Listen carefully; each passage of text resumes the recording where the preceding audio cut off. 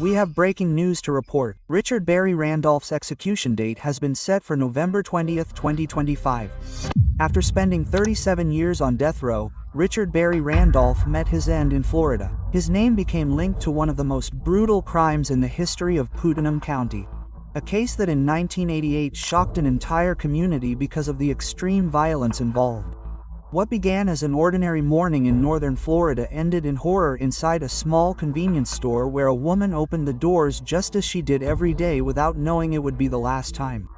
The execution on November 20, 2025 set a historic record. On the 17th of the year under Governor Ron DeSantis, Florida once again led the list of states that most frequently applied the death penalty since its reinstatement in 1976. It was Monday, August 15, 1988.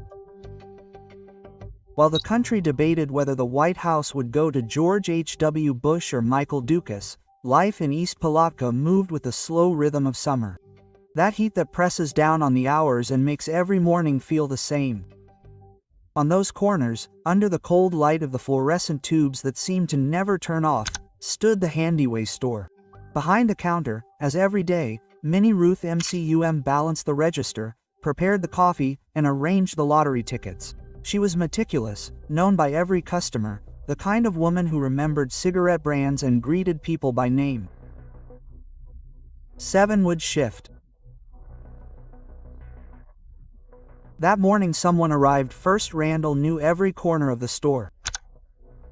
He had worked there months earlier under Minnie Ruth's supervision. He knew where the keys were kept when she stepped outside to check the gas pumps, how long the store had stayed unattended, and which compartments held money or tickets.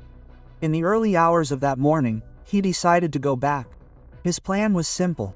Get in before the store opened, empty the hidden compartment, take the lottery tickets, and disappear without leaving a trace. But plans that depend on silence tend to shatter easily. And there were many who caught him opening the cash register, wearing a store apron he should not have been wearing. She asked what he was doing. She got no answer. She only felt the first shove. The attack began with a blunt, direct violence, nothing like the clumsy desperation of an amateur thief.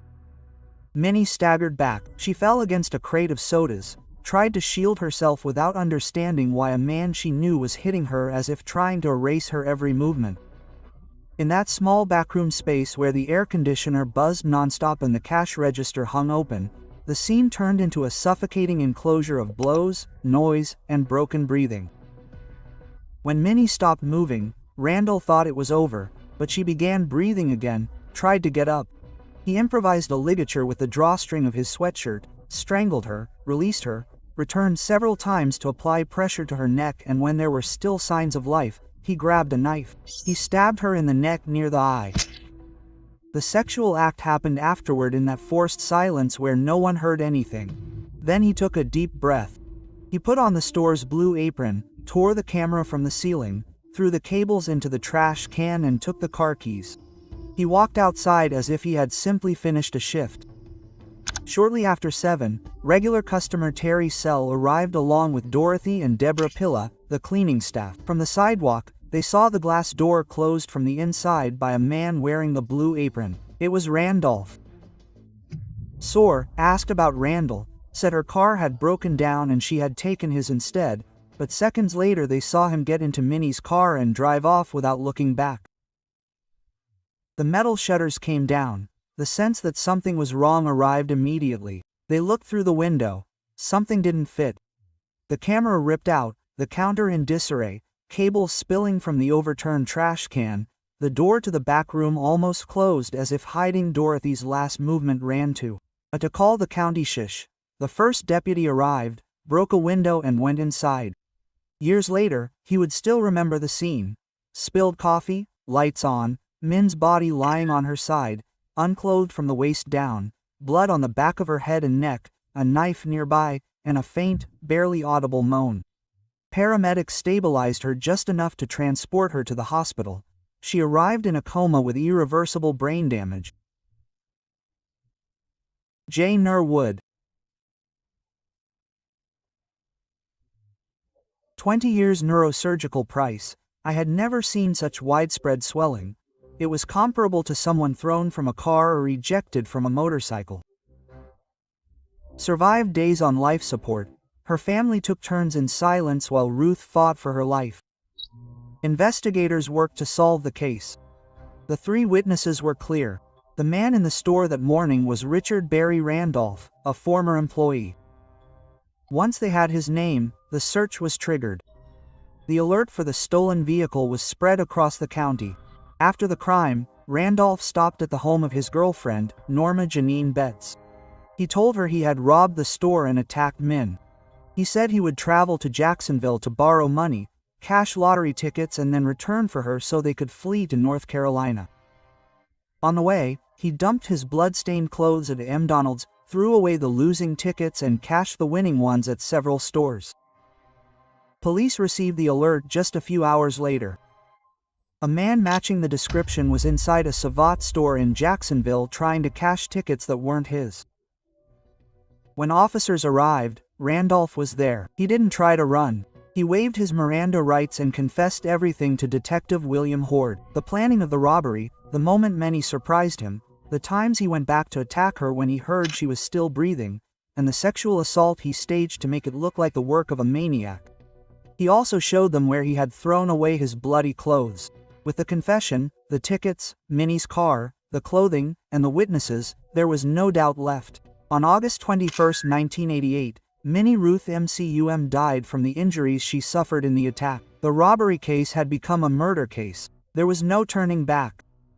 By then, Randolph was 26 years old. What came out about his life didn't excuse anything, but it explained the abysses he had grown out of. He had been adopted at months old by a family that on the outside seemed stable. Inside it was a different story. His adoptive father beat him with belts, broom handles, and fists. Sometimes he tied him up, other times he locked him in a dark closet for days. His adoptive mother, an alcoholic with psychiatric disorders, had been hospitalized multiple times. She constantly told him he was worthless. He was expelled from school in 6th grade and placed in therapy since 3rd grade. Yet no teachers or social workers ever intervened. As an adult, he enlisted in the Army. He was discharged for drug use. His girlfriend later said that in North Carolina he had been stable employed. But when he moved to Toka, he fell into crack addiction, which he also said was crucial.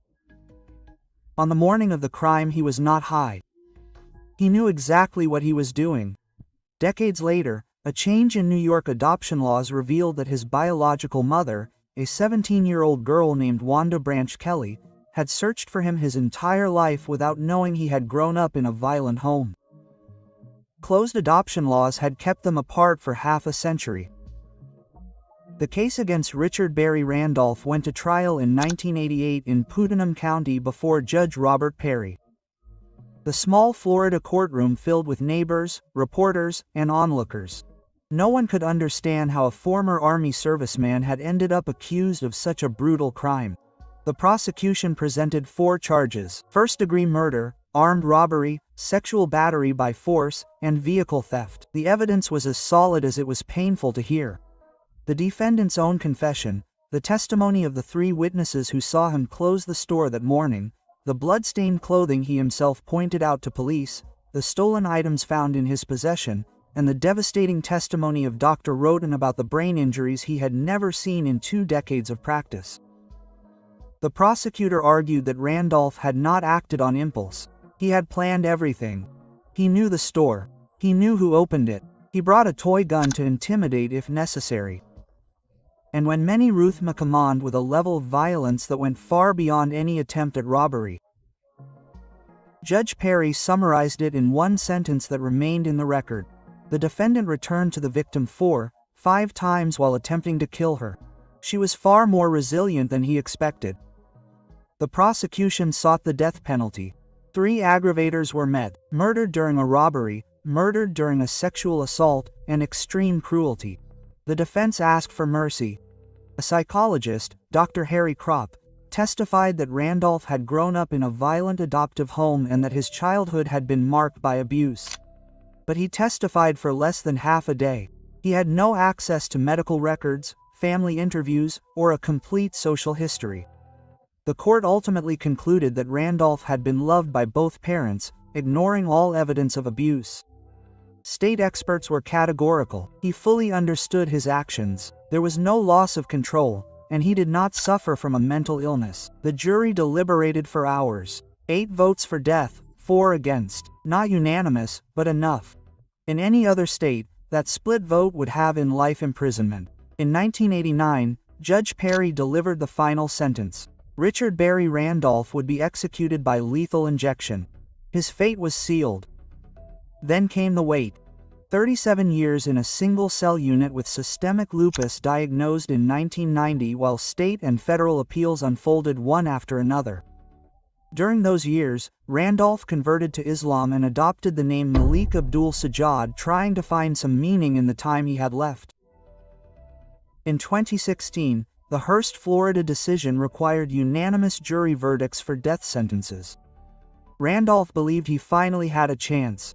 His own sentence had been 8-4, but in 2021, the Florida Supreme Court ruled that the new requirement did not apply retroactively. In 2024, his defense filed a motion based on the discovery of his biological mother and the absence of genetic predisposition to violence. It wasn't enough. The final attempt focused on his lupus and the risk of pulmonary edema during lethal injection. Dr. Joel Zivit warned that it was highly likely he would experience suffocation while paralyzed. The court rejected the argument as untimely. In October 2025, Ron DeSantis signed the death warrant.